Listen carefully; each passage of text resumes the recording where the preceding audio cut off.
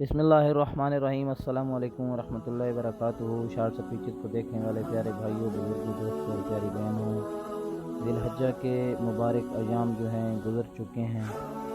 अल्लाह रब्बुल इज़्ज़त हम सब को बाकी अयाम की भी इसी तरह कदर करने की तौफ़ीक़ अता फ़रमाए, जिस तरह अल्लाह रब्बुल इज़्ज़त ने हमें ज़िलहज्जा के मुबारक अयाम में इनकी कदर करने की, इनमें इबादत करने की और फिर इतना बड़ा एक सुन्नत है, सुन्नत इब्राहिमी अदा करने की तौफ़ीक़ अता फ़रमाई।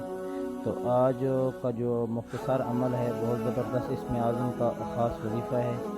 आपने दिन में किसी भी टाइम 1100 मरतबा या हय्यू या क़य्यूम इसको मुकम्मल करना है और याद रखना है कि अव्वल आखिर 11 मरतबा दुरूद शरीफ लाज़मी पढ़ना है और इस अमल को कुछ दिन, कुछ माह तक इसकी पाबंदी करनी है। इंशाअल्लाह इस अमल की बरकत से आपकी हर जायज़ हाजत और हर दुआ कबूल होगी और अल्लाह रब्बुल इज़्ज़त आपके लिए आसानी वाले रिज़्क़ में वसअत के फैसले फरमाएंगे। अल्लाह रब्बुल इज़्ज़त के साथ इंसान का ताल्लुक़, इंसान का अल्लाह रब्बुल इज़्ज़त का क़ुर्ब वो अल्लाह के साथ हो। जितनी इंसान इबादत करता है, इबादत मुनहमिक करता है, अरकान की पाबंदी करता है, उससे फिर नतीजे हासिल होते हैं।